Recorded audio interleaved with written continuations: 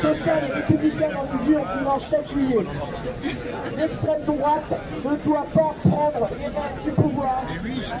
Jamais nous nous mettrons dos à dos l'extrême droite avec une quelconque autre force politique. L'extrême droite au pouvoir, ce sont des libertés en moins. Liberté syndicale, liberté de la justice, liberté de la presse.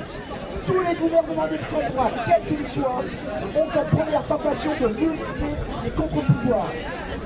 L'extrême droite au pouvoir, ce sont des politiques publiques discriminantes qui distinguent les Françaises et les Français et les divisent selon leur origine, leur religion ou leur orientation sexuelle. Ce sont des décisions qui éloignent encore davantage l'objectif d'égalité salariale entre les femmes et les hommes et qui remettent en cause le droit des femmes à disposer de leur corps. L'extrême droite au pouvoir, ce sont des droits à moins pour la représentation des travailleurs et des travailleuses dans les entreprises et administrations, remplacés par une multiplication de syndicats à la main des employeurs et du pouvoir en place. L'extrême droite au pouvoir, ce sont des politiques antisociales. Le programme du RN est clair. Pas de vraies mesures pour le pouvoir d'achat. Pas d'abrogation de la réforme des retraites. Austérité pour les services publics. Tout leur baisse d'impôts pour les plus riches et les grandes entreprises au détriment de la solidarité nationale. Pour éviter ce scénario de catastrophe pour tous les travailleuses et tous les travailleurs, nous appelons à la responsabilité pour empêcher l'élection des députés généraux et nous appelons les citoyennes et citoyens à faire barrage à l'extrême droite dans les urnes en votant dimanche pour les candidats et déplacés pour battre l'extrême droite.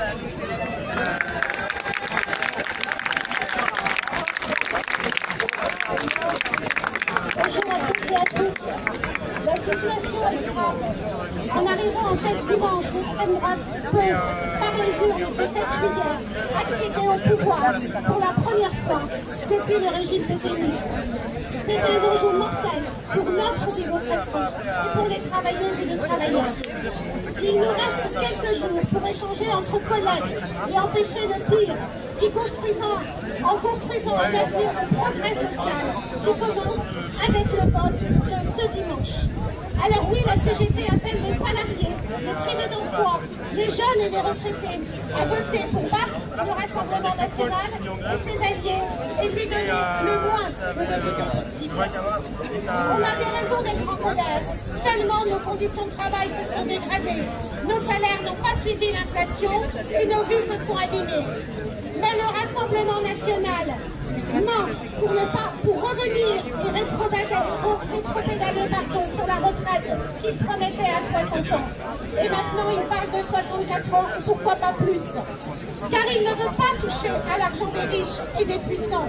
Sa soi-disant augmentation des salaires consiste en fait à supprimer les cotisations sociales. Bardella est l'ami du grand patronat. L'extrême droite vote tout le temps contre l'intérêt des travailleuses et des travailleurs.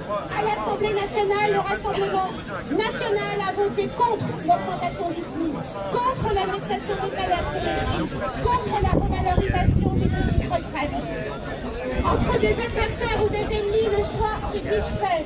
L'extrême droite amplifierait le projet de régression sociale d'Emmanuel Macron, avec en plus des politiques racistes qui opposent les travailleuses et les travailleurs entre eux pour les affaiblir toujours plus au profit du patronat. D'ailleurs, ce dernier ne s'y est pas trompé. Il choisira toujours l'extrême droite à un programme réel de distribution de richesses. Alors oui, jamais la CGT ne mettra dos à dos l'extrême droite avec une quelconque contre-force politique. Il nous reste 3 jours pour éviter le pire et ensuite on continue pour construire le meilleur. Merci.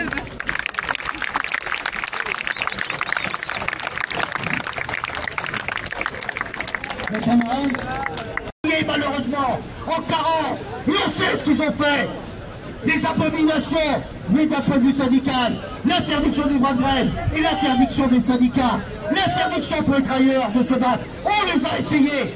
Est-ce qu'on dirait, ah ben on a eu le Covid et la grippe, et ben on va essayer le cancer pour voir ce que c'est. Un peu de réflexion. Je crois qu'on est dans une situation où parfois il y a une mémoire courte, une amnésie. Alors à nous, sur la base de ce qu'a toujours été le syndicalisme, pour le pain, la paix, la liberté, contre tous les fascistes. À nous de redonner du sens, aujourd'hui, demain, mais le 7 juillet au soir aussi, car le 8, rien ne sera réglé, mes camarades, quel que soit le résultat dans les urnes. Il va falloir continuer ce travail de fond. Partout il y a la désespérance, partout il y a la colère. Mener cette bagarre avec tous ceux qui veulent s'opposer à la pauvreté, à la misère, à tous ceux qui préparent le terreau fertile aux idées fascistes qui ont toujours prospéré, comme dans les années 30, sur les décombres du capitalisme. Voilà la réalité, mes camarades, c'est un sacré milieu. Il va falloir être soudés. On ne sait pas on va redire ce que nous a dit le préfet. Il y a une dizaine de jours, quand on était intersyndical, il nous expliquait globalement que quelles que soient les consignes ministérielles et quel que soit le ministre, il obéirait. Les camarades, ça veut pas dire. Ça veut dire aussi que les coups portés aux uns seront les coups portés aux autres. Donc unité sans faille entre nous, entre tous les militants syndicalistes et au-delà, tous ceux qui défendent les droits de l'homme, mes camarades. Et alors à ce moment-là, on pourra espérer reconstruire les jours heureux. Ne pas Saran, vive la sociale. Merci mes camarades.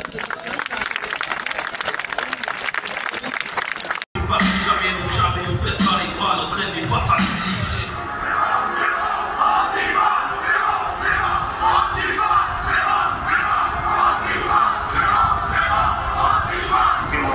Est décédé après une violente bagarre avec des skinheads hier soir en plein Paris. Un étudiant engagé, militant, antifasciste et proche de l'extrême gauche, il est décédé il y a quelques heures à l'hôpital. À tous ceux et toutes celles qu'on a oubliés, ceux et celles que les drapeaux et vont martyriser.